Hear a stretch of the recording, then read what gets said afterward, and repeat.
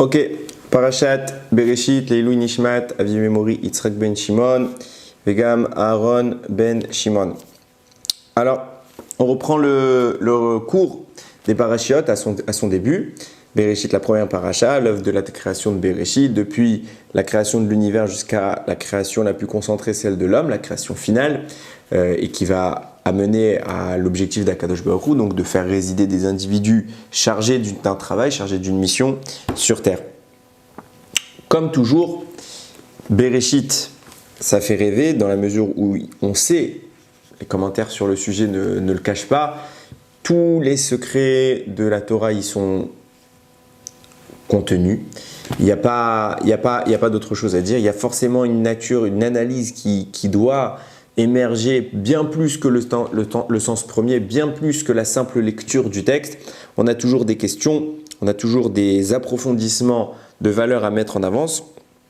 Et Baruch Hashem, tous les ans, on arrive à faire émerger des merveilles de la Torah. Lorsqu'on analyse un petit peu notre manière de voir les personnages, les grands personnages de l'histoire, on est bien souvent déçu. On se rend compte qu'ils font preuve de bassesse, d'attitude qu'on a envie de critiquer. Et c'est les plus grands personnages de l'histoire. On va parler d'Adam et Chava. Il faut bien comprendre qui était Adam et Chava. Adam et Chava, c'est les êtres créés immédiatement par Hachem. On est tous créés par Hachem, c'est bien sûr le cas pour chacun des individus. Seulement, ce que j'essaie de dire par là, c'est que la manifestation de cette création est bien différente dans notre cas que dans la leur. Tout de suite, ils sont apparus par l'intervention de Dieu, tandis que chez nous, Dieu se cache. Il passe par un intermédiaire, par la gestation, par tout ce qu'on peut connaître de l'enfantement. Bien qu'il soit activement présent dans la conception de toute existence, c'est caché, on ne le ressent pas, on ne le vit pas, on ne peut pas en témoigner, on ne peut pas même le commenter. Tandis que Adam et Chava naissent de la main de Dieu sans filtre. Dieu se manifeste clairement puisqu'il n'y a rien d'autre. Adam et Chava sont des individus qui parlent à Dieu, qui côtoient Dieu, qui vivent dans le Gan Eden, une dimension qu'on rêve tous de pouvoir un jour accéder. C'est pas le commun des mortels. S'il existe des créatures merveilleuses, ce sont Adam et Chava. C'est sans commune mesure avec l'humain actuel, l'humain standard que nous connaissons. C'est des mondes différents. C'est tellement différent que quand Noir va sortir de la Teva, l'ancien monde, le nouveau monde, il est choqué de ce qu'il constate. Ça n'a plus rien à voir. Alors ça c'est l'époque de Noir, à savoir 17 siècles plus tard. Alors remontons au premier jour de l'histoire, le moment où Dieu se manifeste à l'unité dans le monde. Ça n'a rien à voir. C'est vraiment des notions d'un raffinement dont on ne peut même pas soupçonner la puissance. Donc forcément, quand on lit avec nos yeux leur histoire, on est tout de suite amené à se questionner. On va parler maintenant d'un sujet qui est loin d'être évident, qui est extrêmement profond, comme à chaque fois dans Bereshit, on a de quoi dire. Pendant longtemps, j'avais une question sur le sujet, et Baruch Hashem, voilà, il fallait attendre l'année 5782 pour enfin comprendre vraiment la profondeur des choses, et ça nous explique. Quand vous savez, souvent on a des problématiques dans la Torah qu'on n'arrive pas tout de suite à solutionner. Il faut parfois se montrer patient parce que quand on arrive à la solution, avec le temps, qu'Akadosh Baruch Hu nous aide à grandir, qu'Akadosh Baruch Hu nous dévoile toujours un peu plus, on arrive à la solution, on s'émerveille de se dire combien cette solution est grandiose et combien elle englobe des notions qu'on n'en avait même pas imaginées. Donc moi je vais parler maintenant de la pensée de Chava en fautant. Pas en fautant, Mechila, immédiatement après sa faute. Tout de suite après, quelle est sa réaction? On connaît l'histoire. Adam et Chava sont les deux premiers êtres créés, du moins les premiers êtres tels qu'on les connaît. Et ils ont pour mission de s'occuper du Gan Eden. Ils n'ont pas l'autorisation de s'approcher de l'arbre de la connaissance du bien et du mal. Ils ont le droit de s'en approcher, mais pas de le consommer.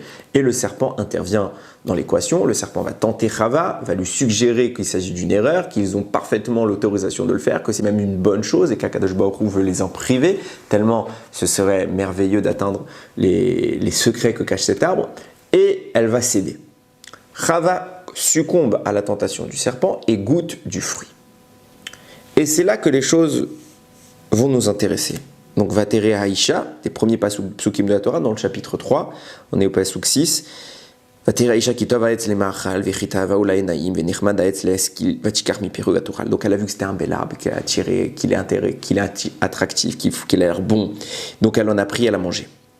Et tout de suite, Vatiten gam leisha ima vayochal. Elle en a donné à son mari, donc à Adam, et il en a mangé. C'est de ça que je veux parler. Elle en a donné à son mari et il en a mangé. Pourquoi fait-elle ça?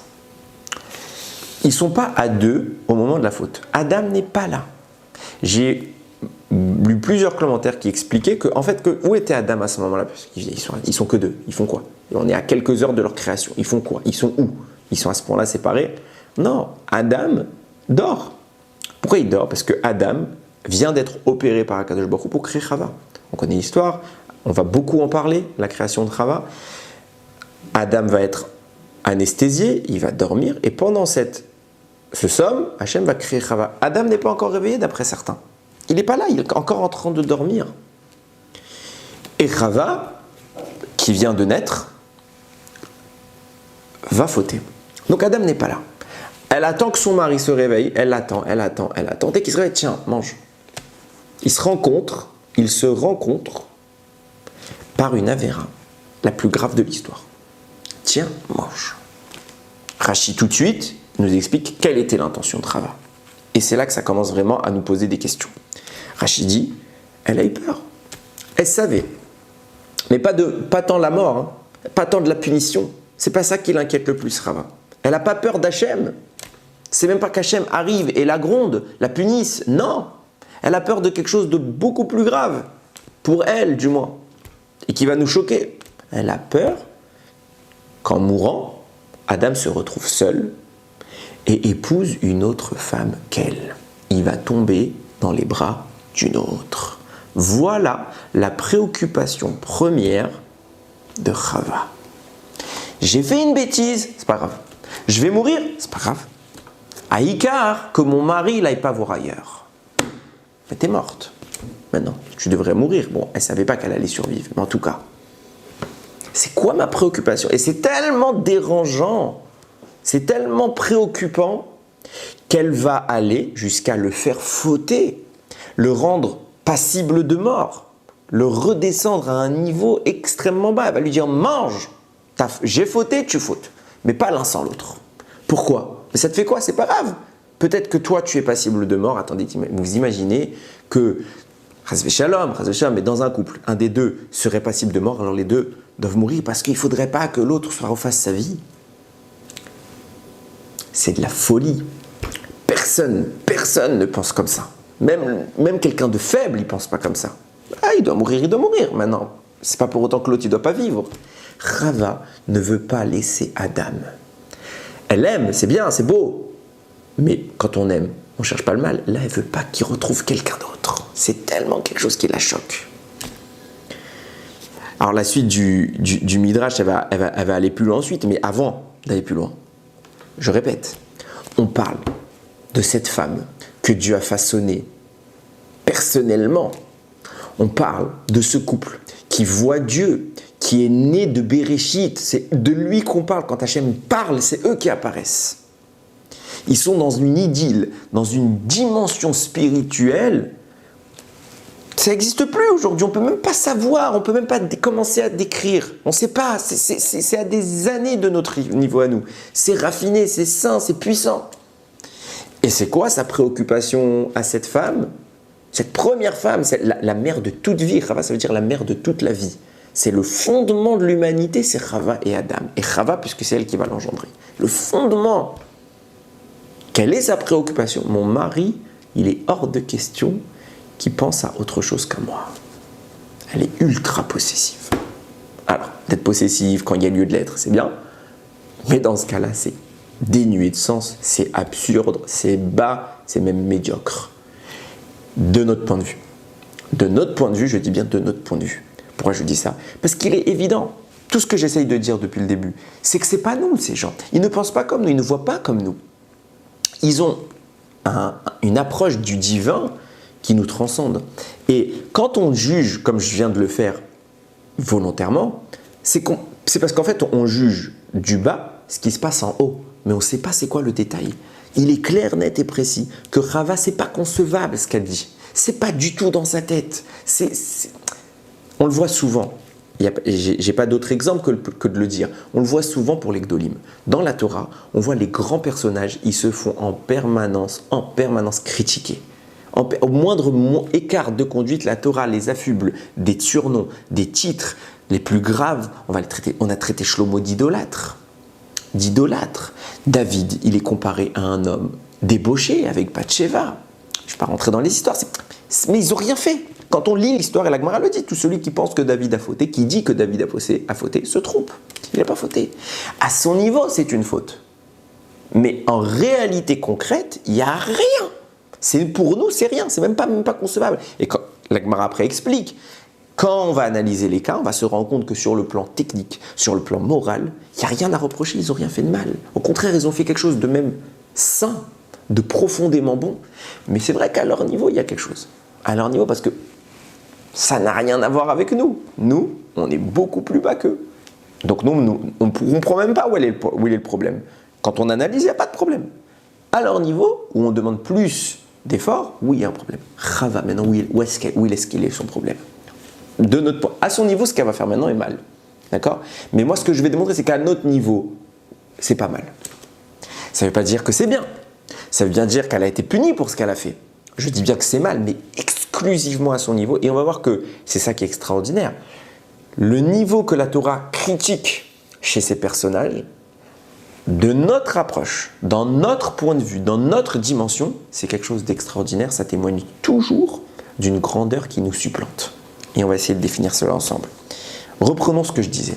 Le Midrash rapporte les propos comme Rashi en disant que l'objectif de Chava, c'était qu'il trouve personne d'autre. Mais le Midrash, il va contredire, il va mettre à mal cette idée. Pourquoi? Que dit le Midrash? Elle va voir Adam, elle a fauté, elle lui explique, voilà, j'ai fauté. Et conséquence de mon acte, je dois mourir. Tu crois quoi? Tu crois qu'Hachem, il va te créer une autre créature, une autre femme, une autre Chava, et que tu vas te marier avec elle? Faux. Pas possible. Pourquoi pas possible? En kol chadash tachat hashemesh. Depuis qu'Hachem il a fini la création de Chava, la dernière créature, plus rien n'est créé. Donc il ne va pas créer. Il ne créera plus, il a dit qu'il ne crée plus. Donc tu n'auras pas de nouvelle Chava. Alors deuxième option, tu crois peut-être que tu dois rester tout seul, que tu vas rester seul dans le monde? Non. Pourquoi? Parce que le monde a été créé pour être habité. Et si moi je meurs, Chava, il n'y a plus d'habitation. Donc Adam, je te l'annonce, t'es bloqué avec moi. T'es bloqué avec moi. Donc mange. Si tu ne manges pas, il y a une inconsistance dans le monde, une contradiction dans la volonté d'Hachem. Tu es obligé de manger. Adam mange. Elle a argumenté, elle n'est pas bête. Seulement, on a tout de suite un problème d'argumentaire. D'un côté, Rashi nous dit, son objectif profond, c'est qu'elle n'aille pas voir quelqu'un d'autre. Donc il a peur qu'il y ait une deuxième Chava. Et dans son argumentation du Midrash, elle lui dit, mais il ne peut pas y avoir de deuxième Chava. Il n'y aura pas d'autre que moi. Parce qu'Hachem ne criera plus. Alors de qui t'as peur? De qui t'as peur? Qu'est-ce qui peut se passer pour qu'Adam tombe dans les bras d'une autre? Il n'y a pas d'autre. Il n'y a pas d'autre pour qu'il aille voir. Hachem ne criera pas d'autre. Et t'es la seule. Donc il va aller chez qui? Alors c'est vrai qu'on avait vu l'année dernière. Il faudrait relire ou revoir le shiur pour mieux comprendre ce que je vais dire. Mais je vais le dire très brièvement, ce n'est pas mon propos. Il y avait d'autres humains. Le Zohar dit il y avait d'autres humains sur terre. Mais Adam n'est pas amené à s'unir avec eux. Donc le propos reste le même. Adam doit s'unir avec une personne de sa dimension et c'est Chava. Donc s'il n'y a pas de personne de sa dimension et qu'il n'y aura pas d'autres personnes de sa dimension, qu'est-ce que tu as peur? Il va aller voir qui? Ton argument c'est j'ai peur qu'il aille voir une autre femme. Mais il n'y a pas d'autres femmes et il n'y aura pas d'autres femmes. Alors il va voir qui? C'est ça la question. Et c'est un vrai argumentaire qu'on se pose. C'est une vraie contradiction contre l'argumentaire. Et c'est là qu'on doit amener, on doit s'aborder, se restreindre plus précisément à comprendre la création de Chava. Il faut comprendre que Chava, c'est une créature particulière, à bien des égards. D'ailleurs, la Torah en parle en deux temps. La création de la femme n'est pas immédiatement dite, mais elle est simultanée à l'homme. On voit ça au tout début. Premier chapitre, Hachem narre la création du monde. Dans cette narration, on en arrive à l'homme. Vaïvra Elohim et Adam Betsalmo, Dieu créa l'homme à son image. Betselem Elohim bara oto, à son image il l'a créé, à l'image du divin. Zahar unkeva bara otam, mâle et femelle, il les a créés. Dès le début, la Torah nous dit le mâle et la femelle. Donc Rava est là. Quand on parle ici de la création, on est dans le premier chapitre de la Torah, le chapitre créateur, on nous parle de Rava. Seulement, elle n'est pas mentionnée. Elle est mentionnée en tant qu'entité interne d'Adam. Il y a une notion qui s'appelle Adam qui englobe mâle et femelle. Et naturellement, Rava est là. Mais elle n'est pas là. Ça veut dire quoi? Elle est physiquement présente, mais elle est textuellement absente. La Torah continue et elle revient sur la création dans le chapitre 2. Et que dit-elle? Vemer Hashem Elohim, Hashem dit, L'otov eyot ha'adam levado. C'est pas bon que l'homme soit seul. Si l'homme est seul, ça veut dire qu'il n'y a pas de femme à ce moment-là. Donc c'est pas bon que l'homme soit seul. Et c'est l'oezer kenegdo, je vais lui faire une aide en face de lui. Va y appeler Hashem et Elohim, je saute quelques psukim. Tardema al Adam, Hashem il fait sombrer la torpeur sur Adam pour l'endormir. Va yishan il dort. Il a pris une de ses côtes, Vaïsgor, Bassar, Tartena, il a refermé la chair à cet endroit.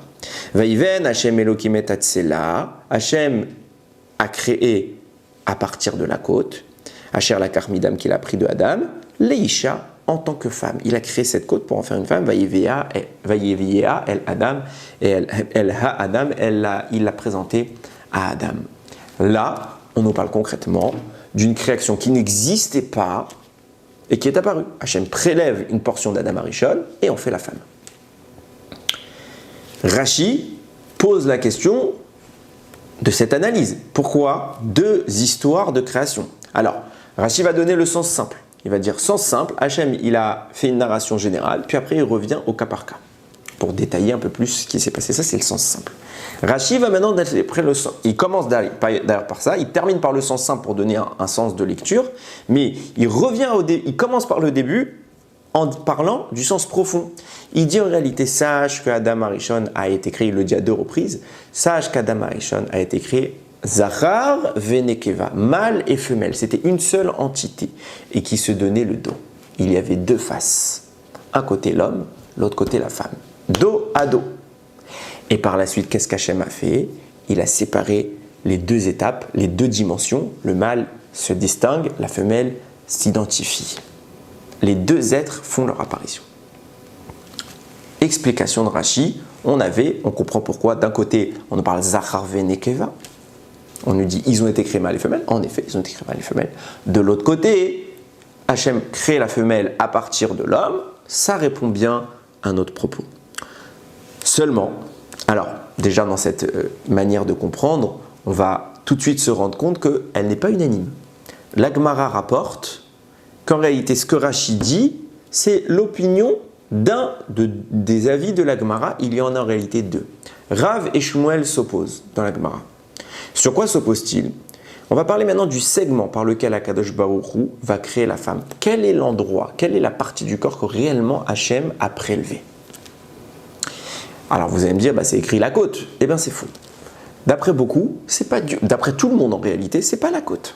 La côte vient ici témoigner d'une idée. La côte se lit Tsela, et Rashi le rapporte, et l'Agmara le rapporte. Tsela peut aussi vouloir dire le côté. Comme on voit dans le Mishkan, le Tsela HaMishkan, le côté du Mishkan. C'est écrit textuellement dans la Torah, c'est une manière de lire le mot Tsela. Donc viennent Rav et Shmuel nous dire, premier avis, comme Rashi a dit, 2 êtres dos à dos, et sur le côté, Akadosh Baruch Hu a commencé à prélever l'être qui était à l'arrière d'Adam pour faire sortir la femme. Notre avis nous dit, Adam Arishon disposait d'une queue, comme beaucoup d'animaux. Regardez la création, je ne vais pas dire tous, parce qu'il y en a que non, mais grande partie du règne animal dispose d'une queue. Adam dispose d'une queue. Et Akadosh Baruch Hu va retirer cette partie de son corps, et avec ça, il va confectionner la femme. On a 2 avis.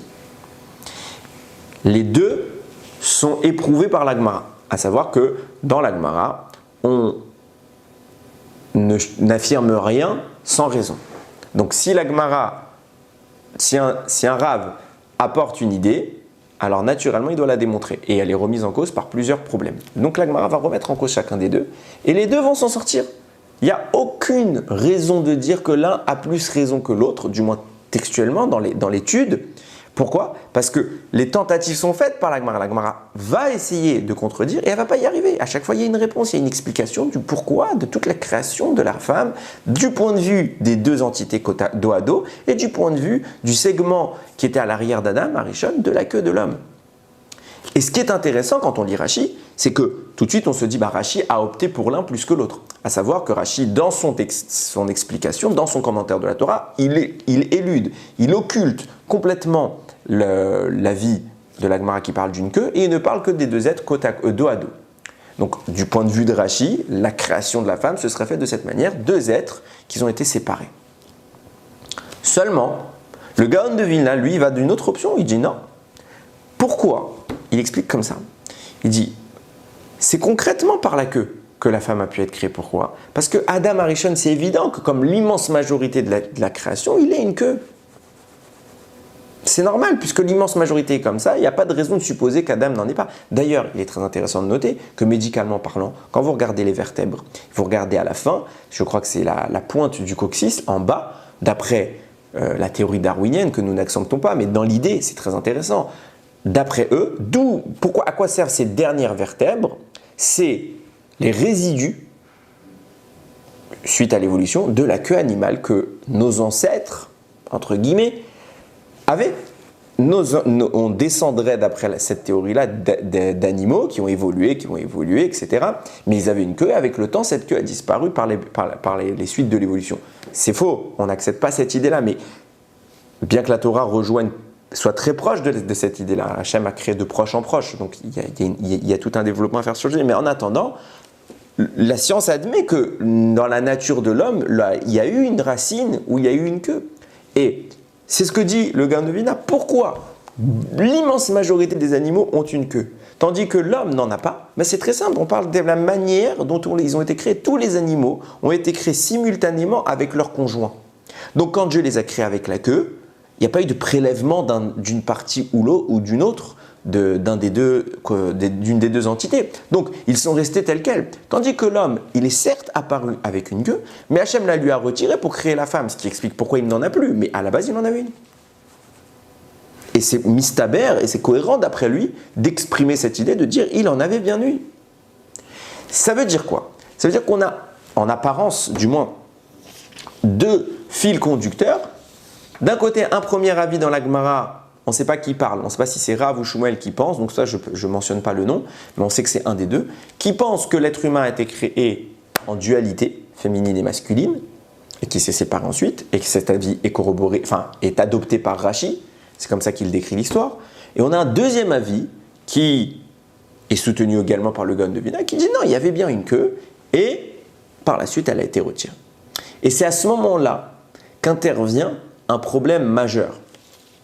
Et ce problème, j'en ai une fois parlé, mais en très, très peu de temps, en diagonale, et ce n'était pas mon propos, parce que justement, j'avoue moi-même mes faiblesses, je ne maîtrisais pas le sujet.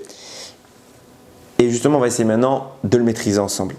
La Torah raconte, à la suite des psukim que je viens de parler, une fois que Chava est présentée à Adam, elle lui est présentée en face, elle a fini d'être créée, tout de suite après, le pasuk 23, dans le chapitre en question, Vemer Adam voit la femme, il dit Zot apam etzem me'atzamai uvasar mi besari. Cette fois-ci, c'est les os de mes os, la chair de ma chair. Ces mots-là ont un poids extraordinaire. Cette fois-ci. Cette fois-ci, ça signifie quoi? Il y a eu une autre fois. Cette fois-ci, ça me va.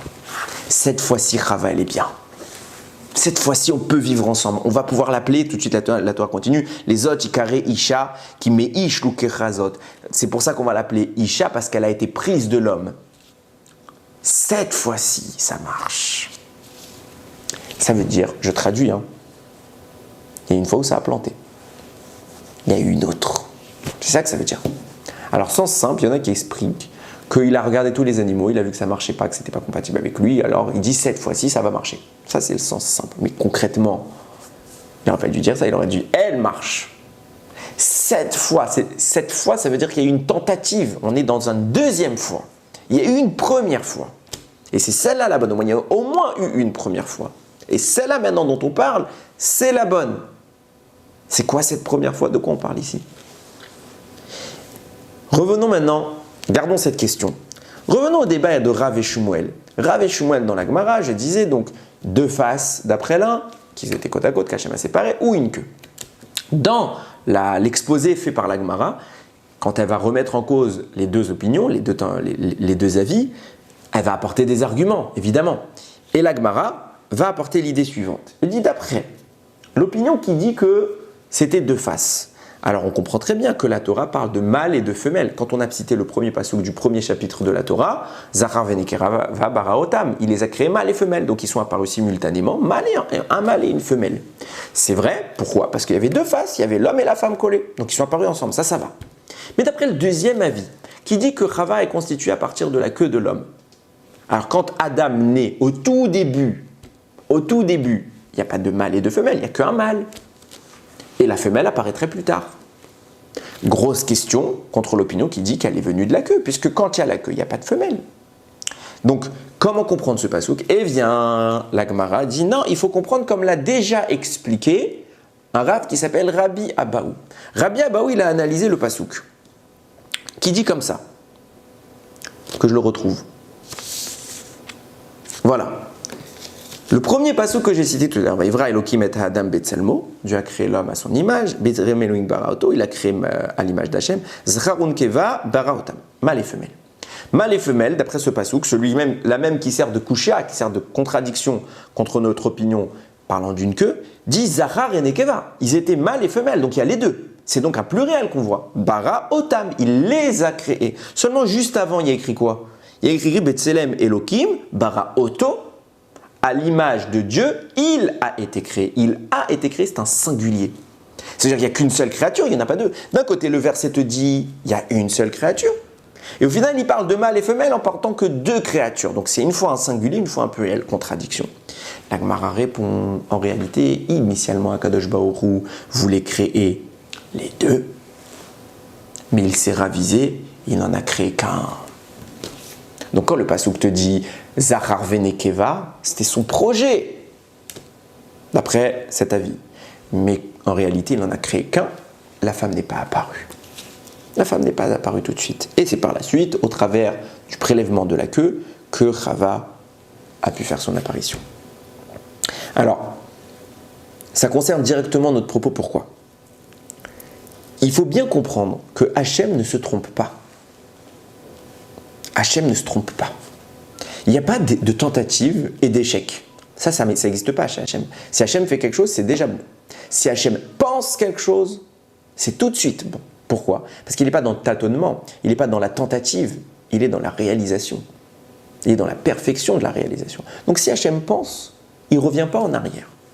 Que signifie donc le fait de dire Hachem a voulu, puis il est revenu en arrière, il a changé? La réponse elle est très simple, on parle ici d'un idéal et d'une réalité. L'enseignement est très connu de Rashi. Rashi au début de la Torah dit Bereshit bara Elokim et hashamayim vet haaretz. Dieu créa le ciel et la terre. Elokim, c'est le nom de Dieu qui fait référence à la rigueur. A contrario, Hachem, Yudke Vavke, c'est le nom de Dieu qui fait référence à la miséricorde. La création de Bereshit se fait par Elokim. Le premier mot qui parle de Dieu, c'est Elokim. Donc Dieu crée un monde de rigueur. Rashi dit, Allah bemarchavto, il a pensé, c'est monté comme ça son esprit de créer un monde de rigueur, voyant que ce monde ne se pérenniserait pas, qu'il ne supporterait pas, qu'il ne serait pas viable. Hachem a modifié le projet et a inséminé la miséricorde pour permettre un équilibre et donc une survie de l'humanité. Là encore, Dieu voulait, mais ne fait pas. Alors si tu sais que ça ne va pas marcher, pourquoi tu veux? Je veux, parce que c'est ce que j'aurais voulu. Je veux, c'est un idéal. Hachem définit ici le projet authentique. Le monde devrait être que rigueur. Vous devriez vous soumettre, c'est ça qu'Hachem nous explique. On devrait se soumettre à lui de la plus totale des manières. Il n'y a pas de gentillesse, il n'y a pas d'écart de conduite. Je suis Dieu, vous vous soumettez à Dieu. Ça, c'est l'idéal. Ça, c'est le projet de base. Mais ça ne peut pas marcher puisqu'il y a etc. Donc Hachem, il sait que ça ne peut pas marcher. Donc il veut ça, il vise cela et il crée une réalité. Il y a une différence fondamentale entre un idéal, une utopie et le monde réel. L'idéal, c'était la rigueur, l'utopie. Le monde réel, c'est la nécessité d'une miséricorde. Pareillement, si on applique cette même idée à la création de Chava, on a dit quoi? Et c'est là toute la portée du propos. Idéalement, Akadosh Baruch Hu, c'était ça l'opinion du deuxième avis. Idéalement, Akadosh Baruch Hu voulait créer Adam et Chava ensemble. C'était comme ça que ça s'est présenté à son esprit. Donc on parle d'un idéal. C'était ça le projet. C'était ça le top. Au final, il s'est rabattu sur autre chose. Ça, c'est deuxième zone. Ça, c'est la nécessité qui s'impose de créer que l'homme.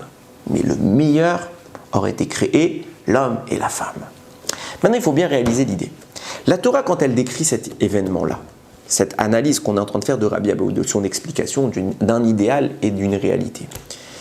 Quand on lit Bereshit, lisez tout le premier pasouk, tout le premier pérek, premier chapitre intégral de la création, le mot Yudke Vavke est absent. Hachem, la miséricorde, n'est pas là. C'est que Elohim. Et quand on parle de la création, c'est que Elohim. C'est qu'au chapitre 2, quand en effet on va revenir un peu sur certains détails, qu'on dit Hachem Elohim. Miséricorde combinée à la rigueur. Ça veut dire quoi? Ça veut dire que la Torah nous parle d'une première création rigoureuse, de justice à l'état pur. Et par la suite, c'est adjointe la miséricorde. De quoi on parle? Il faut bien comprendre que Hachem, sa volonté, c'est lui. Il n'y a pas de distinction entre ce que je veux et ce qui se produit. On est dans le divin. Nous, on veut des choses et on s'arrête à ça. Mais quand Hachem pense, c'est déjà une conception du monde. Et puisque le monde est conçu quelque part dans l'esprit d'Hachem, il est créé. Donc ça veut dire qu'il y a une phase d'apparition de l'univers de rigueur absolue. Puisque dans la première description de la Torah, il n'y a pas la miséricorde. Le monde a existé dans cette dimension. Première étape, c'était la rigueur. Deuxième étape, on adjoint, on rajoute la miséricorde. Donc il y a une double création. Une basée sur la rigueur totale, l'autre sur la miséricorde. Et là, on arrive à deux assertions qui sont contradictoires. Pourquoi? Parce qu'on vient de dire qu'en réalité, si on applique cette même idée à la création de Chava, quand on explique que Dieu, dans sa pensée, c'est déjà une conception, donc le monde existe en version rigueur, et après on ajoute la miséricorde. Pareillement, quand on dit qu'il est venu à son esprit de créer l'homme et la femme simultanément, et finalement Hachem a changé, il a fait que l'homme, ça veut dire que comme c'est venu à son esprit, Dieu a conçu cette idée s'est manifestée. Donc ça veut bien dire quelque chose de contradictoire, en ce sens où la pensée d'Hachem a créé l'homme et la femme en même temps, donc ils sont apparus, ils ont existé simultanément, mais la réalisation du projet, c'était que l'homme. Donc, contradiction, pourquoi? Parce que d'un côté, on vient d'expliquer, il y a eu l'homme et la femme, mais la réalisation, c'est que Chava n'est pas là. Donc elle n'est pas là ou elle est là? Contradiction. Soit elle est absente, soit elle est présente, mais elle ne peut pas être les deux. Et c'est là qu'on en revient à notre question. Zot Hapa'am. Cette fois-ci, Chava que je vois, c'est bien. Insinuant très clairement une autre fois. C'est pour ça que vient le Midrash et il explique, oui, il y a eu une autre Chava avant Chava. Cette Chava qu'on appelle la Chava Rishona. On ne prononce pas son nom, son vrai nom, il est interdit. Mais il y a eu une Chava Rishona. Seulement, quand Akadosh Baruch Hu l'a créé, ça s'est mal passé. Entre quoi et quoi? Entre Adam et elle. Adam est là et il constate, il est éveillé lorsqu'Hachem la crée. Et il voit les nerfs, il voit, le Midrash parle du mucus, du sang, toute la conception interne du corps humain, puisqu'il voit cette apparition, et il n'arrive pas. Il est répugné. Et il dit, je ne peux pas me venir avec elle. J'ai physiquement pas d'attraction pour cette femme. Donc il la refoule et elle disparaît. D'après le Midrash en question, Rabbi Ayevou, il dit elle est retournée à la poussière. C'est pas exactement ça, il insinue quelque chose d'autre par là, on va y venir. Mais en tout cas, cette Rava a disparu. Beaucoup de questions se posent, mais avant d'aller plus loin, on commence déjà à avoir une petite idée de ce qui se passe. On le sent. On commence à voir, on voit qu'il y a eu deux créatures de la féminité. Et on se pose une question qu'on va plus tard vraiment analyser. Là, on survole un petit peu pour rentrer dans le sujet. Je ne comprends pas. Encore une fois. On parle d'Adam. Quoi, Dieu, tu savais pas que ça allait le dégoûter? Parce qu'il a vu quelque chose de pas joli, il est dégoûté. D'accord. Bon, on peut envisager. Tu savais pas, Dieu, que ça allait le dégoûter? Qu'est-ce qui dérange Adam? Et à cause de ça, elle doit disparaître. C'est un critère simplement physique. On parle d'Adam. Qu'est-ce qui t'a dérangé? Quel était le vrai débat? Plus que ça, maintenant, il va falloir qu'on définisse les choses. Il faut revenir sur cette création. Là, on a expliqué, d'après le Midrash, qui nous dit Hachem l'a conçu devant Adam, ça a mal tourné. Le Chida, dans Péné David, il amène il compile un petit peu les récits de Chachamim sur cette créature. D'après, il amène un Rav qui s'appelle Rav Eliezer Nachman Poua. Comment ça s'est passé? Ils ont été créés de la même stature, du même niveau, de la même importance. Les deux créés de la terre. Et le débat va s'installer entre eux. Et il n'est plus temps de savoir, l'objectif de savoir est-ce que se plaise ou non. Et là, on descend encore en strate plus bas. C'est même pas physique. Le débat est savoir qui dominerait l'autre. Qui était l'essentiel de la création? Est-ce que Adam doit dominer sa femme ou est-ce que sa femme doit le dominer? C'est ça le débat. Entre Adam, le premier homme, et sa femme. C'est qui le boss? Malheureusement, il y avait un problème. Parce qu'on ne pouvait pas conclure ce débat. Parce que s'il y avait un critère objectif qui donnait raison à l'un ou à l'autre, alors l'autre aurait perdu, il aurait dit t'as raison, c'est moi qui dois être dominé. Il n'y avait pas. Je parodie, mais c'est ce qui se passe. Il n'y avait pas de critère objectif. Pourquoi? Parce que les deux sont créés à l'identique. Les deux viennent de la terre, d'après cet avis-là. Les deux sont apparus de la terre. Identiques, même stature, même ampleur, même portée. Pourquoi je t'écouterais? Pourquoi je me soumettrais? Adam dit, tu dois te soumettre. Elle lui dit, pourquoi? Toi, soumets-toi. On est dans un débat. On est dans le premier problème de Shalom Bayit de l'histoire. Et c'est quoi le premier problème de Shalom Bayit de l'histoire? À peine au début de la création, l'ego. L'ego. Qui est le boss? Est-ce que j'ai le droit de taper sur la table? Ou c'est ce que la femme qui tape sur la table? Où est-ce qu'on est? On continue. Il rapporte après le Rida d'autres avis qui dit que ce débat, il s'est même immiscé dans l'intimité du couple. Je vais rester pudique et ne pas trop développer ce sujet, mais on va plus loin. Le Rida dit, suite à cela, la Chava Rishona s'est enfuie et elle est devenue la source féminine du mal. Elle s'est unie au Satan. Et c'est même insinué dans le Midrash. Où ça? Comme je l'ai dit tout à l'heure, Adam a été endormi pour qu'on prélève une partie de lui. Donc, Vayapel Hachem Elohim Tardema à Adam. Hachem a fait sombrer la torpeur sur Adam.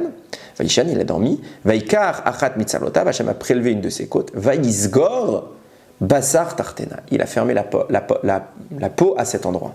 Vaïsgor, il y a un samer. On l'entend bien. Vaïsgor. Nous dit le Midrash, sache que c'est le premier samer de toute la Torah. Donc, premier chapitre, pas de samer. Deuxième chapitre, il faut attendre le 21e pasouk pour que la lettre samer apparaisse. Jusque-là, rien. Et alors, c'est de mauvais augure, nous dit le Midrash. Samer, c'est la première lettre du vrai nom du Satan. Pas Satan, comme on dit, parce que comme on entend Satan ici, c'est un sin, c'est pas un samer, mais son prénom. C'est Sam, 3 petits points. Samer, c'est l'insinuation du Satan. Pour te dire quoi? Écoutez bien ce que je vais citer ici. Pour t'apprendre que en créant Chava, le Samer symbolique du Satan a fait son apparition dans le monde. En clair, on est en train de dire quelque chose d'effroyable. Chava Rishona, enfin Chava, c'est la symbolique de l'existence du mal. Ribono Shel Olam. On est en train de dire que les femmes, c'est le mal. Alors bien que peut-être certains hommes l'aient pensé un jour, Chas v'Shalom. Qu'est-ce que ça veut dire? C'est la symbolique de ce que je suis en train d'exprimer. Puisque, première lecture, qu'est-ce que signifie ce midrash? Chava est celle qui a succombé au Satan. Donc on est en train d'expliquer par là que le Satan, il existe bien avant Chava. Bien avant qu'Hachem referme, Vaïsgor, qui referme le corps de l'homme. On n'est pas là dans le propos de savoir la datation de son existence. Non, il existe bien avant. Mais quel a été son point d'ancrage dans le monde? Quel était son appui? C'est à ce moment-là où Chava est apparue, puisqu'elle a constitué à quelques égards la faiblesse de l'humanité en étant la première à fauter. Ça, c'est première lecture simple. Plus profonde, quand Chava existe, le mal apparaît. Pourquoi? On ne parle pas de Chava qui a fauté. On ne parle plus de ça. On parle de justement celle qui était avant elle, la sœur aînée de Chava. Celle-là même qui va débattre avec Adam, va être en désaccord, va s'enfuir et tomber et sombrer dans le mal pour devenir l'existence féminine du mal. Une femme maléfique, entre guillemets. C'est une association du Midrash. Avant d'aller plus loin, parce qu'on va vraiment revenir sur tous les enjeux, on commence déjà à avoir un fil conducteur. À savoir qu'en réalité, quand Rav et Shmuel s'opposent et Rashi et le Gaon de Vilna adoptent une ligne de conduite, finalement, ils ne parlent pas de la même chose. On avait dit quoi? Il y a un premier récit de la création. On nous dit Zahar Venekeva, l'homme et la femme, ensemble, ils sont apparus simultanément. On a un deuxième récit qui nous dit non, Hachem a prélevé une partie de l'homme. Et on a deux avis qui disent de quoi on parle. Un, il dit une créature qui se donnait le dos. L'autre dit non, une partie à l'arrière de l'humain, c'est sa queue. De quoi? Quel est ici le propos? Il ne parle pas de la même chose. Il parle de deux Chava différentes. Première Chava, elle est apparue de la terre, comme nous disait le Rida. Pourquoi elle est apparue de la terre? Parce qu'elle est apparue comme Adam, de la terre. Ils sont apparus ensemble et dos à dos. Donc quand Adam est créé de la terre, elle aussi est créée de la terre. Ils sont immédiatement apparus, tout de suite. C'est ce que propose le premier avis de Agmara et c'est l'opinion suivie par Rashi. Mais il parle de la première Chava. La première Chava est venue tout de suite, oui. Deuxième avis, différent, on parle d'une autre Chava. Quand on explique maintenant qu'Adam a eu à être endormi et sur lui on a prélevé une partie, on parle de la deuxième Chava, on parle de cette queue. Comme le dit le Gaon de Vilna, en effet, l'être humain a disposé d'une queue et cette queue lui a été retirée. Les deux avis sont vrais, on parle juste pas de la même chose. Il y a eu deux Chava. Deux femmes, deux premières femmes. Maintenant qu'on a cette idée qui commence à se former, on a un début de réponse à nos questions, puisque on commence à comprendre ce qui se passe dans l'esprit de Chava. Quand la deuxième Chava mange du fruit, on avait dit, mais sa réaction, c'était quoi? C'était d'aller voir Adam pour lui donner à manger, de peur que lui tombe dans les bras d'une autre. On avait posé la question, mais quelle autre? Il n'y a pas d'autre. Il n'y aurait pas pu avoir une autre réponse, il y avait déjà une autre. Elle avait peur, on commence à avoir un bout du fil, elle avait peur que Adam retourne chez sa première femme. Ça terrifiait Chava. Ça la terrifie. Donc elle le fait flotter, elle lui aussi, pour éviter cela. Cette jalousie de Chava. Et maintenant, je rentre dans le vif du sujet. Ça, c'est l'intro. Il faut maintenant comprendre. Tout ce qu'on est en train d'évoquer ici, c'est d'une absurdité dingue. Je présente Chava comme une femme jalouse, tout simplement, il n'y a pas d'autre mot. Elle est jalouse, c'est pas compréhensible. Jalouse de bêtises. Bien sûr, c'est important le couple. Je ne suis pas un Chas v'Shalom de dire mais elle va mourir, alors elle a peur qu'il va retourner avec son autre femme. T'as fauté, occupe-toi, maintenant tu vas mourir, c'est ça ta préoccupation, c'est de voir ce qu'il va faire ton mari quand tu seras morte, t'es morte. Objectivement, là je parle sans cœur, mais t'es morte. Et on parle d'une femme qui n'a rien à voir avec nous. Encore une fois, on n'est pas dans des considérations si basses. Deuxième point. Tout ce que je viens de décrire pose les fondements du machisme et de la misogynie. On est en train de dire quoi? On est en train de dire, attends, débat entre l'homme et la femme. Qui est le chef? Qui domine? Ça vole bien haut. Ça vole pas haut du tout. Qui domine? Et la Torah semble donner raison à Adam. En clair, je traduis. Quelle est l'erreur de cette première Chava qui va tout lui perdre dans sa vie? Elle aurait dû se soumettre. Elle aurait dû se soumettre. C'est ça qu'on lui reproche. C'est ça la Torah. C'est le début de la Torah. C'est quand même on admettrait l'idée que Adam ne veuille pas être soumis à sa femme. Elle est obligée de devenir le mal.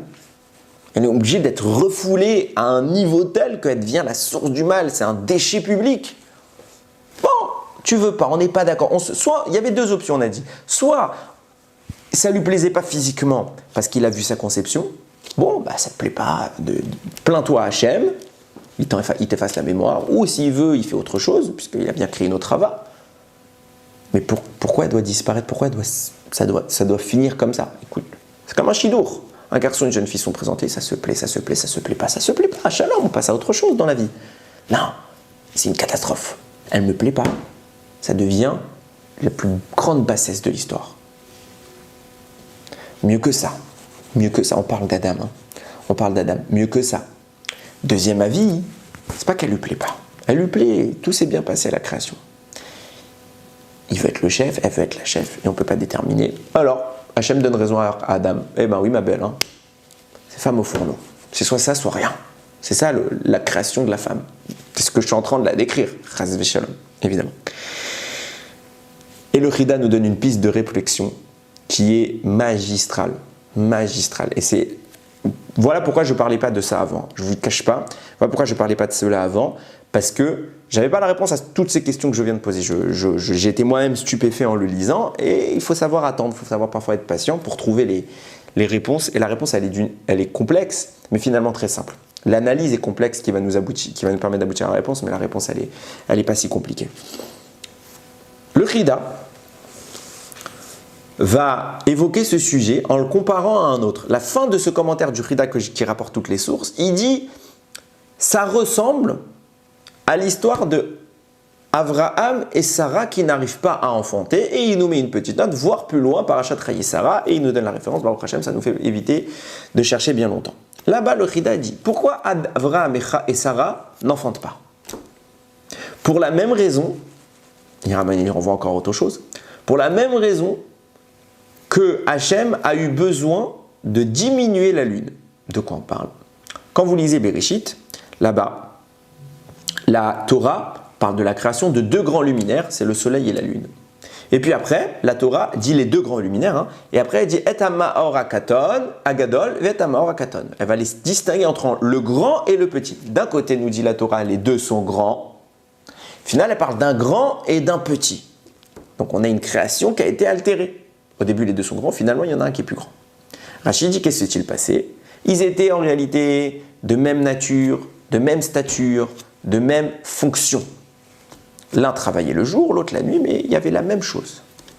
Vient la lune et elle se plaint auprès d'Akadosh Baruch Hu, lui disant « Maître du monde, il ne convient pas que deux rois se servent, utilisent la même couronne. » Que fait Hachem? T'as raison ma fille. Chut.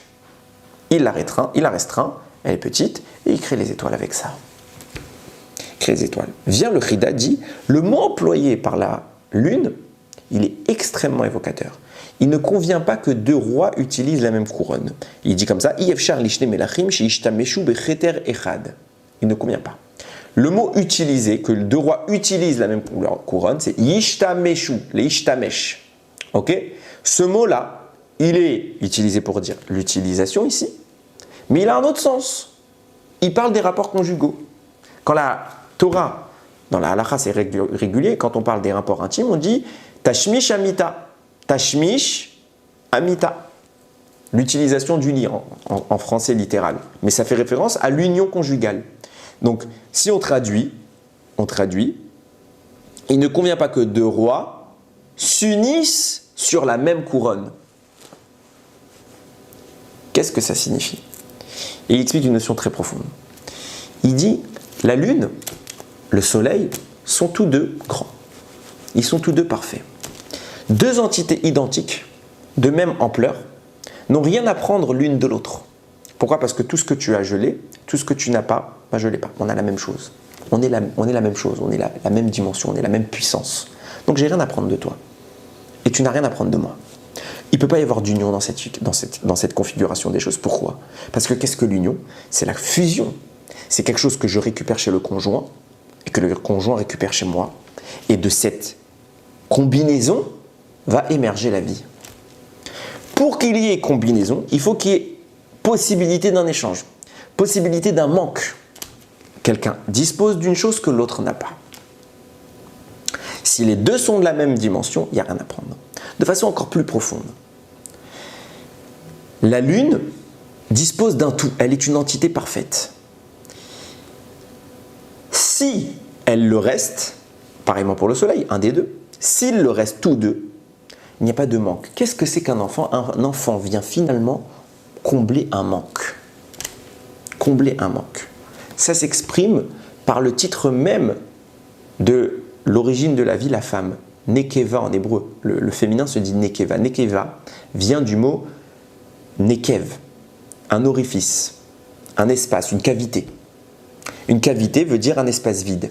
Un espace vide qu'on peut emplir par autre chose. Ça veut dire que la base, le fondement du don de la vie se fait par l'existence d'un manque à combler. La Lune et le Soleil sont les deux grands luminaires. On ne parle pas encore des étoiles. Pourquoi? Parce qu'ils sont tous deux grands. Et ils ne manquent de rien.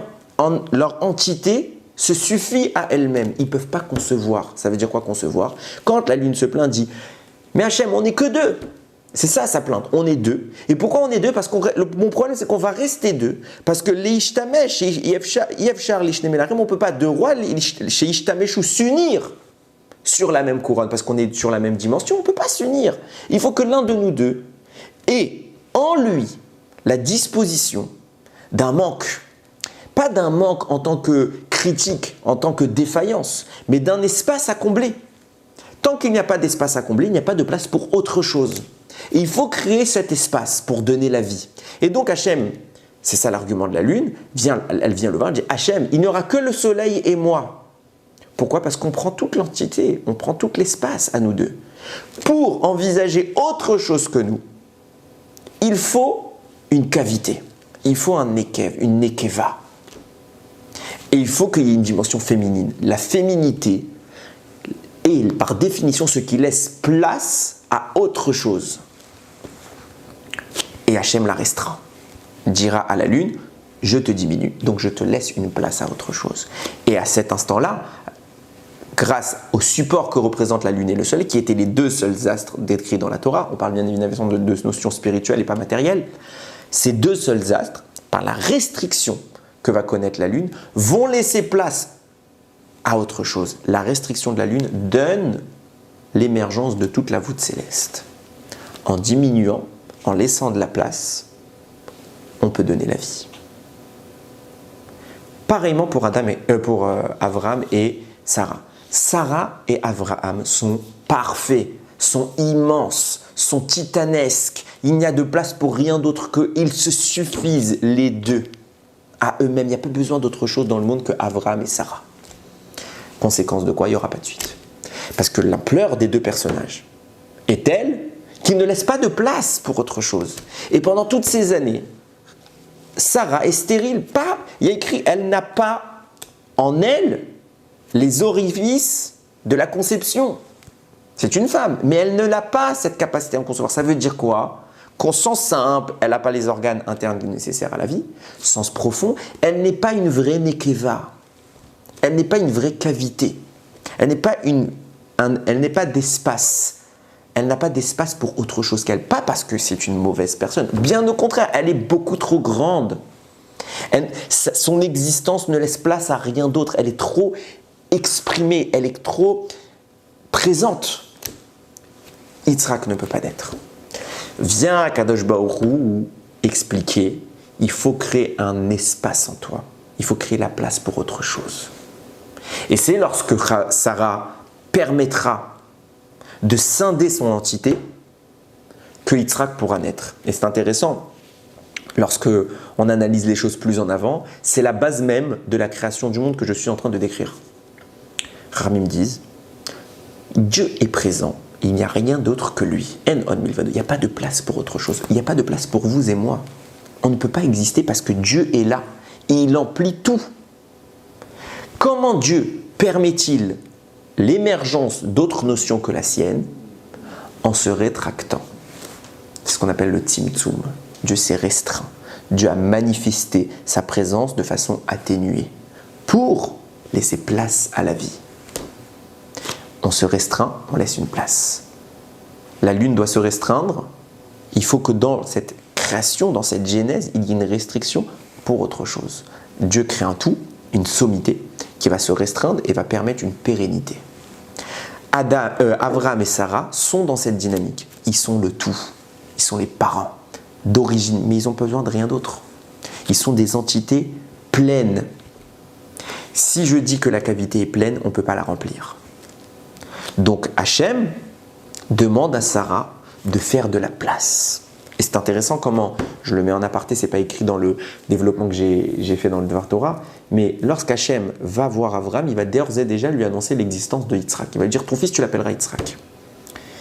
Sarah n'est pas au courant. Viennent les trois malachim et annoncent à Sarah, l'année prochaine, tu auras un fils.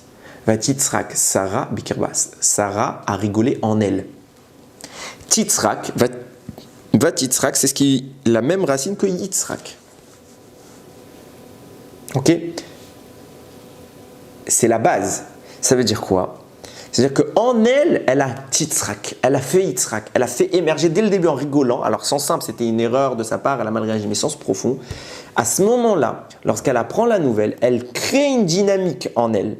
Elle crée un espace où elle se rétracte pour que la notion Yitzhak, qui donnera Yitzhak, c'est le même mot, puisse émerger. Va Yitzhak, Sarah, Bekirba en elle. Il y a eu Yitzhak qui est apparu à ce moment-là, parce qu'elle a compris qu'il fallait une rétraction, une restriction de sa grandeur. Il fallait qu'elle laisse de la place pour voir la vie. Et tout de suite, Yitzhak peut apparaître. La question que toutes les femmes se posent, évidemment, pourquoi c'est la femme qui doit diminuer? Pareil, pourquoi c'est la lune qui doit se diminuer, pas le soleil? Pourquoi c'est la femme qui doit diminuer et pas l'homme? Pourquoi c'est Sarah qui doit restreindre sa dimension et pas Abraham? Ça aurait pu être l'un comme l'autre. Bon, alors vous allez me dire, bon, mathématiquement, il en fallait bien un. D'accord, il en fallait bien un, mais pourquoi ce choix? On comprend bien que le choix n'est pas anodin dans la Torah. Si Hachem a fait la femme, c'était à elle de créer cette cavité, c'est Nekev, Nekeva, un orifice de création, un support à la vie, c'est parce qu'il y a qu'elle qui peut le faire, et il y a qu'elle qui doit le faire. Ah, mais c'est réducteur. Pourquoi ce serait à la femme de se rabaisser, etc., etc. C'est extrêmement important comme compréhension à avoir. C'est pour ça que j'insiste et je prends le temps. Pour concevoir la création, la confection du couple qui donne la vie, il faut le voir sous un aspect initial, à savoir pas l'aspect corporel, mais l'aspect métaphysique. Avant de parler du couple matériel, donc un homme et une femme qui s'unissent, il faut parler du couple spirituel. Rabbeinu Bechaye en parle. Lorsque Yaakov, Avinu, s'enfuit de chez son père parce qu'il y a Esav qui veut sa mort. L'histoire nous raconte que Yaakov se dirige vers Haran. Là-bas, il va épouser Rachel et Léa. Il va travailler 14 ans pour Rachel et Léa. Sauf que, quand on fait les comptes, il y a un trou historique. 14 ans de trou. Il y a 14 ans de la vie de Yaakov. La Torah n'en parle pas. Entre le moment où Yaakov s'en va et le moment où il arrive, il y a 14 ans. Il a fait quoi pendant 14 ans? Le voyage ne fait pas 14 ans. Il fait quelques jours. Donc il a fait quoi? Nous disent Chachamim, il est allé étudier à la yeshiva pendant 14 ans. Il y avait une yeshiva qui s'appelle Shem et Ever, c'était eux les deux chefs, et ils ont accueilli Yaakov pendant 14 ans. Yaakov va vivre une étude intensive de Torah. Nous dit le Rabbeinu Bechaye, pourquoi il a fait ça? Parce qu'en fait, c'est son père qui lui a donné l'ordre. À quel moment? Quand son père lui dit de partir, il lui dit va chez Lavan pour Vekar lecha misha misha. Prends là-bas pour toi une femme, marie-toi, trouve ta femme. Sens simple, trouve ton épouse. Sens profond, on nous dit le Rabbeinu Bechaye, on parle avant tout de la femme, de l'humain. Trouve ta femme. Sur la route, tu devras trouver ta femme. De quoi on parle? L'allégorie nous explique que l'homme est marié à la Torah. Trouve la Torah, étudie la Torah, perfectionne-toi dans la Torah et tu créeras ta femme spirituellement. Et une fois que tu créeras ton couple au travers de la Torah, il va se manifester matériellement. C'est pourquoi Yaakov a étudié 14 ans pour créer la neshama de son couple. Et il va passer 14 ans à obtenir le corps de son couple. 7 ans pour Rachel, 7 ans pour Léa. Il y a une double dimension qui apparaît. Rachel et Léa, physiquement, étudent 14 ans spirituellement. Et quand on met l'attention sur cette notion-là, à savoir que la Torah, c'est l'entité spirituelle du couple, analysons la Torah. Le don de la Torah est lui-même évocateur de tout ce qu'on évoque depuis tout à l'heure, de cette dynamique d'une création première qui ne marche pas, qui se conclut par une seconde création. Où ça? Dernier pasouk de toute la Torah. Vezot haberacha, le dernier. Il écrit Ulchol ayad achazaka. Avec tout, on parle de la mort maintenant de Moshe, on décrit un peu sa vie, ainsi que cette main puissante, Ulchol ayad achazaka, Ulchol amora agadol, ainsi que toutes les merveilles, les terreurs grandioses, Asher asa Moshe, comme Moshe il a fait, les aéné kol Israël, aux yeux de tout Israël. Rashi commente, le dernier Rashi de la Torah, il est stupéfiant. Ulchol ayad achazaka, c'est quoi la grande force de Moshe? C'est qu'il a reçu dans ses mains les louchot. C'est ça la force de Moshe, il a reçu les louchot. Et c'est quoi le grand acte de la vie de Moshe? Il en a fait des actes. C'est quoi la grandeur ultime, la manifestation extraordinaire de Moshe? C'est quoi la puissance de cet homme? Tout ce qu'il a fait, c'est quoi qui culmine au plus haut point? Les Nékol Israël, devant tout Israël, qu'est-ce qu'il a fait? Il a pris ces tables qu'il a reçues, cette force. Il a pris les tables, il les a cassées. Si Moshe a fait un grand acte dans sa vie, c'est d'avoir brisé les tables de la loi. C'est ce que dit Rashi. Ramban, dans la fin de son commentaire sur ce passage, il amène toute une idée et à la fin il amène une autre idée. Il dit de quoi on parle ici? On dit, quand on te parle de la force de Moshe, c'est la rigueur. Quand on te parle de la crainte qu'il a inspirée, les prodiges qu'il a fait, c'est la miséricorde. Combinons les deux histoires. Si on dit que Ulchol ayad achazaka, c'est la Torah que Moshe a reçue et qu'il a brisée, mais on dit également que c'est la rigueur, qu'est-ce qui se passe? On se rend compte de quelque chose d'extraordinaire. La Torah, notre femme, a été donnée. Ça n'a pas marché, elle a été brisée. Moshe sollicite Hachem, le supplie, et Hachem nous en donne une autre. Même histoire que Chava 1 et Chava 2. Hachem crée Chava 1, ça ne marche pas. Bye, on crée une Chava 2. Quel a été l'élément? Puisque je suis en train d'expliquer que la Torah, et en plus la Torah c'est vraiment la répétition de ce qui s'est passé au début, mais puisque je suis en train d'expliquer que la Torah c'est notre femme spirituelle, et que ces deux femmes c'était les femmes matérielles du premier homme, c'est le même schéma qui est en train de se produire. Qu'est-ce que nous a dit le Rambam? La première Torah, celle qui a été cassée, la grande œuvre de Moshe, c'est qu'il a cassé cette première Torah. C'est quoi cette première Torah? C'était la rigueur. La deuxième Torah, celle qui n'a pas cassé, celle qui était pérenne, c'était la miséricorde. Ça rejoint textuellement le propos qu'on a eu en rapport avec Rashi sur la création du monde. Allah, Bemar Shavato, il a eu et monté à son esprit de créer un monde de rigueur. Voyant que ça ne tiendrait pas, il a admis, il a inséminé la miséricorde. Pareil, Dieu voulait une Torah de rigueur. C'est ce qu'on est en train de dire quand Hachem a créé le monde, Bereshit, c'est la répétition, le Matan Torah, c'est la répétition de Bereshit. Les 10 commandements, c'est la répétition des 10 actes créateurs du monde. Dieu voulait un monde de rigueur, de justice parfaite et absolue. Ça ne tient pas, on casse. Et on accorde la miséricorde. C'est ça la grandeur de Moshe, c'est qu'il a sa dimension ultime de Moshe. C'est pas sa Torah, c'est rien de tout ça. C'est qu'il est venu contre la rigueur, qu'il l'a détruite. Il a dit, je veux pas de la rigueur, je casse la rigueur. Je veux la miséricorde. Parce qu'il savait, à titre personnel, peut-être qu'il voulait la rigueur, mais il savait que la volonté d'Hachem, c'était celle-ci, mais qu'elle lui-même avait voulu une chose qui n'était pas encore compatible pour l'homme, et maintenant on va vivre un monde humain avec la miséricorde. J'extrapole. Si nous expliquons que la Torah, c'est l'origine spirituelle du couple, et qu'elle a suivi le même cheminement que Chava 1 et Chava 2. Ça veut dire quoi? C'est-à-dire que Chava 1, c'était la rigueur. C'était la rigueur absolue, celle qui est apparue immédiatement dans la théorie, dans l'idéal. C'était un idéal trop dur à supporter. Elle a été retirée. Il fallait une Chava 2. Il fallait une Chava 2 plus cool, plus abordable pour l'humain, pas l'homme en tant que tel, pour l'humain. C'est pour ça qu'il y a une double Torah, une première détruite, une seconde pérenne, et une double création de la femme, une stricte, une plus cool. Vient Raphaïm Vital et il explique. C'est exactement ce débat-là. Exactement ce débat-là dans la Lune. Non, c'est pas Raphaïm Vital qui disait. D'abord, je reprends mon propos, et après je reviens à Raphaïm Vital.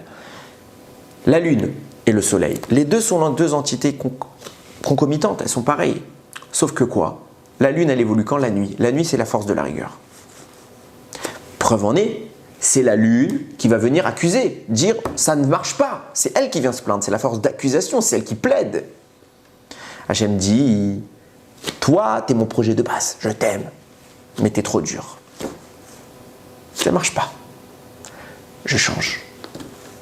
Si on doit diminuer un, c'est lequel? C'était ça le débat en fait entre la Lune et le Soleil.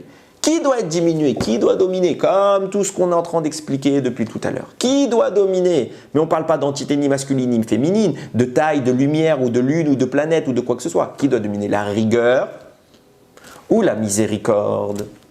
La rigueur vient dire, ben c'est moi qui dois dominer, je suis le projet initial. La miséricorde lui répond, oui, mais tu ne tiendras pas la route. C'est moi qui dois dominer. Réponse, David Amener nous dit, c'est un Télim, Olam Chesed Ibané. Le monde est créé par le Chesed, par la bonté, la miséricorde. Le monde n'existe que par cela. On ne peut pas vivre autrement.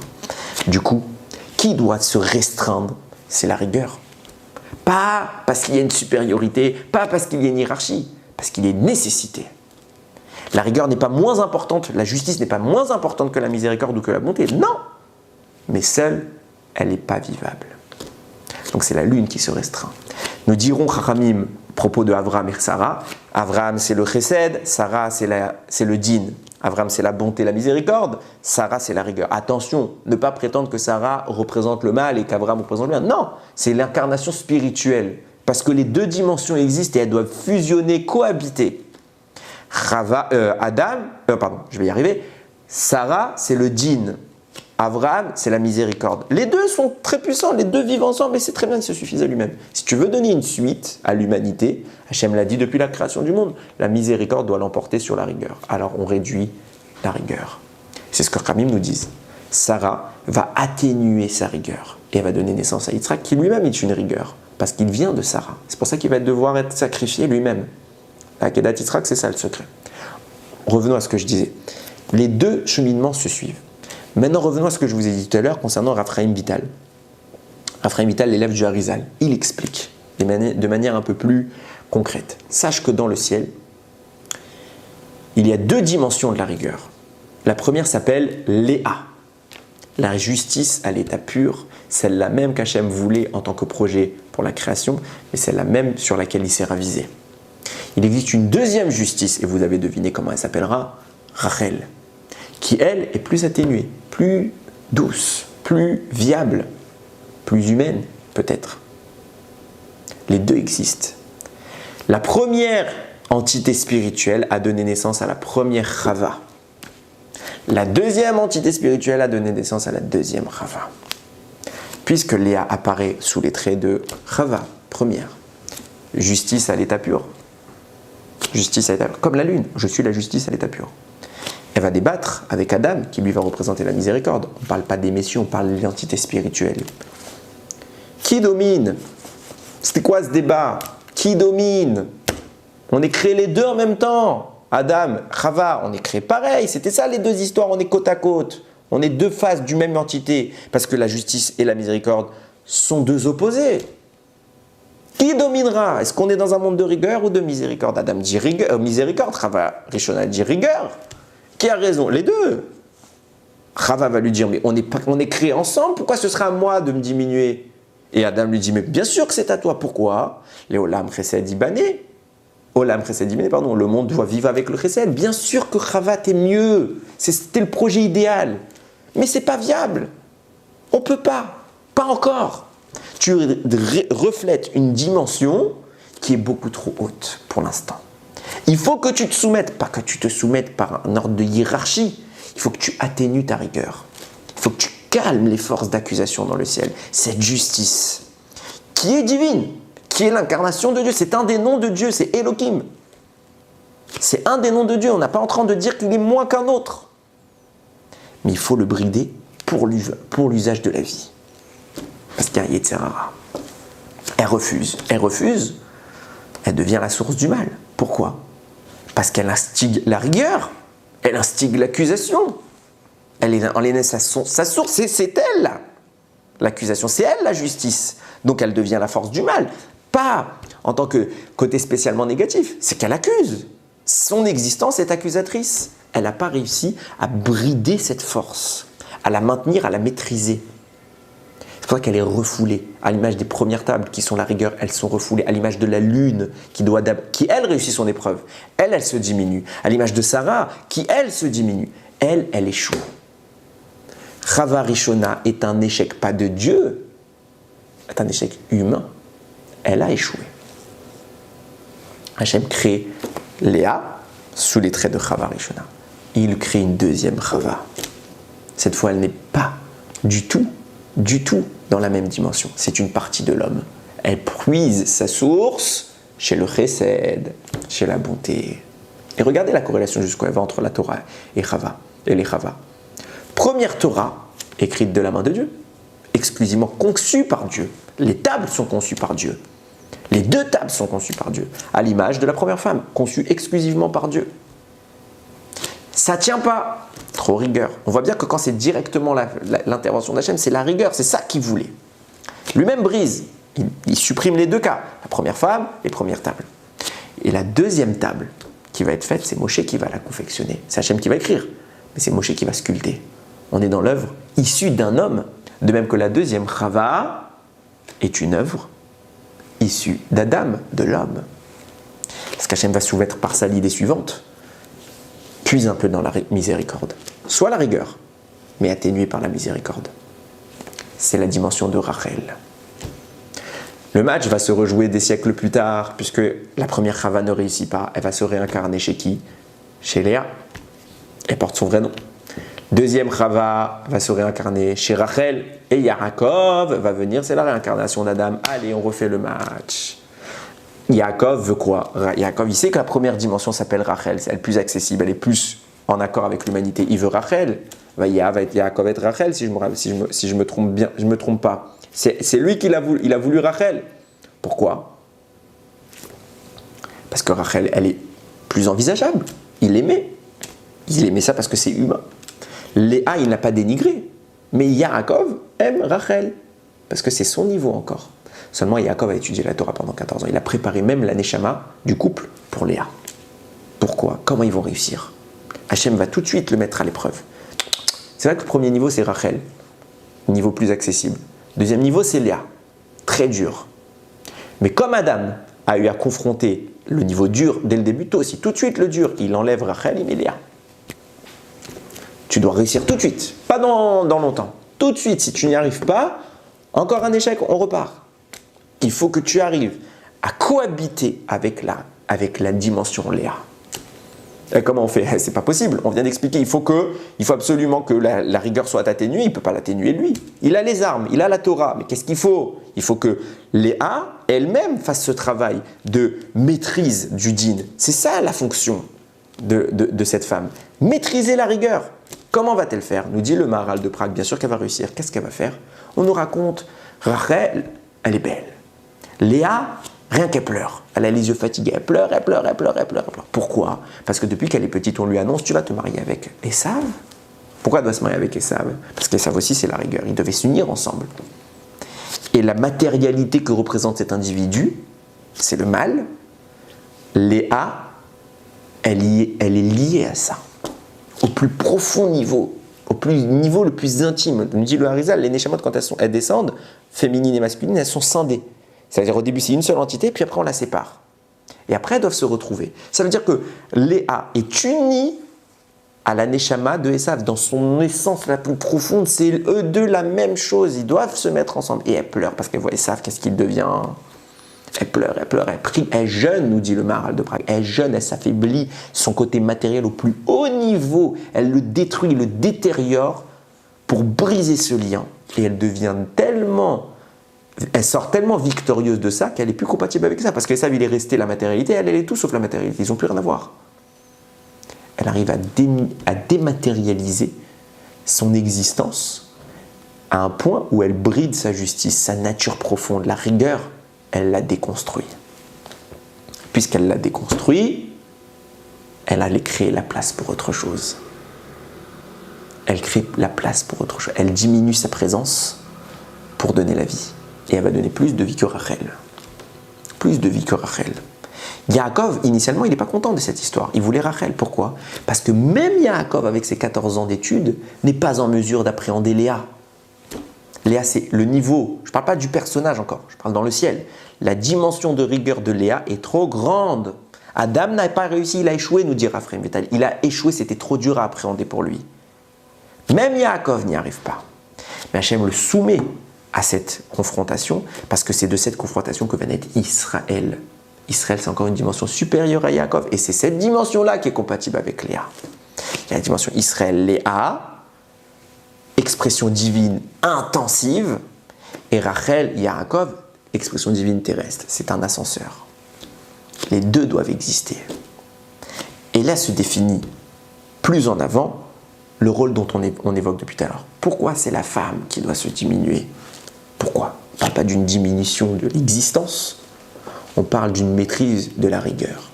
On parle d'une maîtrise de sa source divine, de ce qu'il envoie dans le ciel, ce qu'elle reçoit, ce qu'elle est capable. Elle est une antenne, comme nous. On est les deux une antenne. On est des relais, l'un du chesed, l'autre de la rigueur. Chacun doit maîtriser dans une dimension qui est la sienne. Le rôle qu'avait Chava était cette maîtrise, cette capacité d'influencer la rigueur, la justice dans le ciel. Et ça, elle a échoué. Yaakov va réussir avec Léa et Rachel. On revient à notre propos de base. Et avant ça, je veux apporter une idée qui est très intéressante. Ce que je suis en train d'évoquer ici, c'est les fondements de la tzniout. Qu'est-ce que c'est que la tzniout? Code vestimentaire, tout ce qu'on peut expliquer, c'est de la pudeur. C'est de la pudeur. C'est de la mise à l'écart, mise en retrait de quelque chose. De quoi? De la femme? Pas du tout. Chas v'shalom. Au contraire, la tzniout, et on va le comprendre tout de suite, c'est l'expression absolue de la femme. C'est son expression la plus grande. L'homme aussi a de la tzniout à faire preuve, mais ce n'est pas mon propos maintenant. Je m'explique. Comment est présentée régulièrement la tzniout? Et c'est pour moi une chose qui est vraiment dérangeante. On nous le présente comme étant, oui, les femmes, cachez-vous, parce qu'il ne faut pas que les hommes vous voient.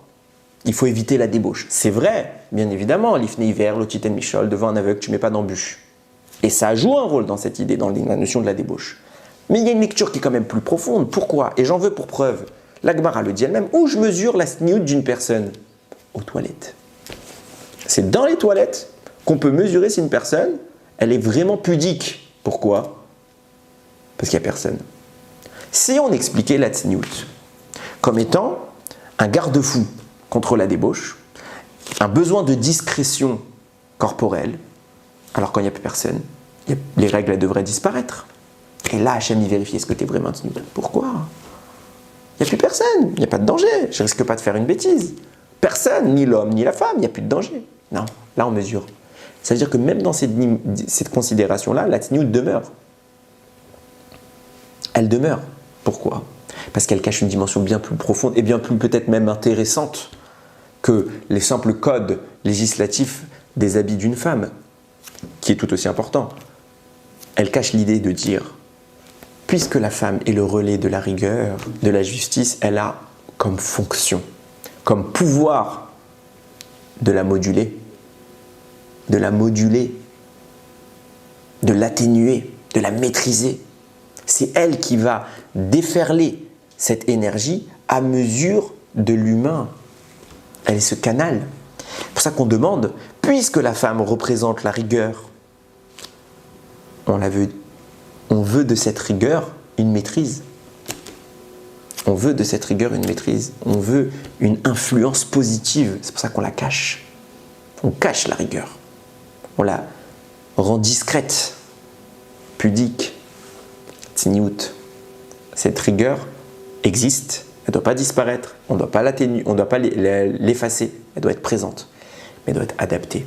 Qu'est-ce qui rend la vie existante sur Terre? C'est la femme qui donne la vie. Pourquoi c'est la femme qui donne la vie? Parce que sans la femme capable de maîtriser la rigueur, Dieu le dit, le monde ne peut subsister. La tzniut n'est pas une critique de la femme. La tzniut, ce n'est pas un rabaissement de la femme, c'est son joyau, c'est sa grandeur, c'est ce qui définit son essence même. C'est grâce à cela que le monde existe. Plus la femme maîtrise ce sujet, plus la rigueur est atténuée et le bien se procure par bonté. Je reviens maintenant à ma toute première question. Chava, elle avait peur qu'Adam tombe dans les bras d'une autre femme. Mais ça va, qu'est-ce qui te dérange? Ah, on a compris, c'était la première femme. Mais et alors, tu dois mourir peut-être maintenant. C'est ça ta préoccupation, qu'elle retourne dans les bras d'une autre femme, de son ex-femme? Mais tu vas peut-être mourir, c'est ça ton problème? Oui, c'est précisément ça mon problème. Pas l'entité physique. Adam a refoulé la première Chava parce qu'elle a refusé d'atténuer la rigueur. La deuxième Chava est née parce qu'elle est l'expression d'une rigueur maîtrisée, viable. Chava, deuxième du nom, craint de quoi? Craint de voir Adam, par nécessité, retourner dans les bras de la première Chava, signifiant par là réaffirmer le besoin d'une rigueur totale pour le monde. Si Adam, c'est ça qu'elle lui dit, il n'y aura pas d'autre création et le monde va être vide. C'est ça qu'elle lui dit. Si Adam, tu retournes auprès d'elle, parce que j'ai fait une bêtise. Moi, ma préoccupation, ce n'est pas de mourir. Ma préoccupation n'est rien de tout ça. Ma préoccupation, c'est quel sera l'avenir du monde. Je suis censé être la mère de toute vie. Qu'est-ce que sera l'avenir de ce que je suis censé amener dans ce monde? Est-ce que ce sera la rigueur? Chose qu'Hachem a garantie comme étant le déclin de la vie, l'éclin de l'humanité. En clair, est-ce que le monde que je laisse derrière moi va se pérenniser ou va disparaître? Adam, c'est ça mon problème. Si tu retournes auprès d'elle, je suis prêt à te faire fauter pour ça. Pour pas que la rigueur domine ce monde. Parce que ma fonction à moi, c'est de moduler la rigueur. Ta fonction à toi, c'est d'exprimer le chesed. On n'a pas le même rôle. Moi, je veux faire mon rôle.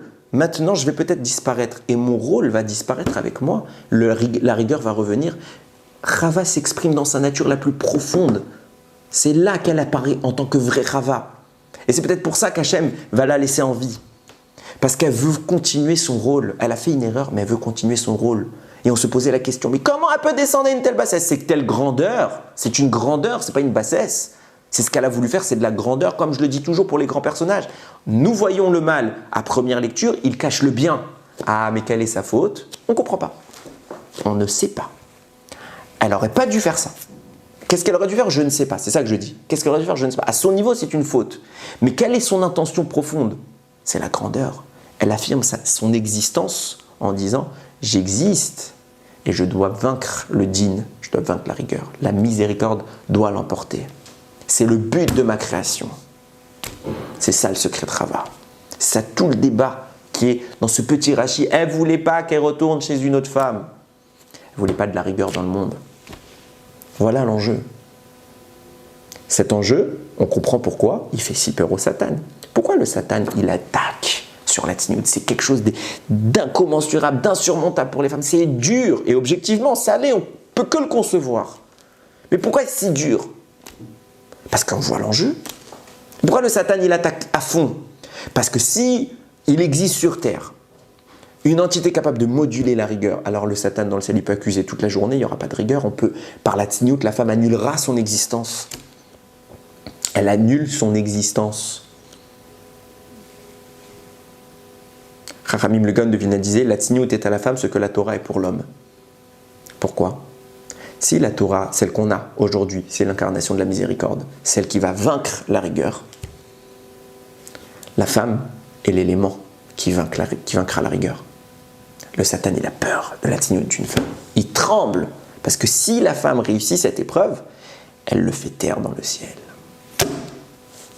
On arrive, voilà, on a fini Rosh Hashanah, Kippour, Sukkot, Simchat Torah, on reprend Bereshit, on repart à zéro, une nouvelle création. Le match se rejoue en permanence. Tout est entre nos mains. Ne pas réduire la femme et l'homme à des conceptions simplement matérialistes. Comprendre le rôle intrinsèque de chacun, qu'il tire sa source de notions extrêmement hautes dans le ciel Et ne pas se limiter à dire oui, il y a une injustice, c'est des considérations du Yetzer Hara. Le rôle de chacun est différent, mais tout aussi important. Tout aussi important. Et la valeur de chacune des mitzvot. Une mitzvah, la tzniut dont je parle, combien d'impact elle a dans le ciel. Yiratson, que par le mérite des Nashim Tzadkaniot, ces femmes vertueuses, c'est grâce à elles qu'on soit protégé. On repart sur Bereshit, retour sur les bases, on repose les piliers de notre existence. Yiratson qu'on se dirige vers l'objectif initial d'Hachem, celui où Hachem va voir que le succès de toutes les épreuves est à l'ordre du jour et très rapidement il nous enverra l'objectif de cette création en amenant Mashiach Bezrat Hachem, Baruch Adonai Leolam, Amen ve Amen.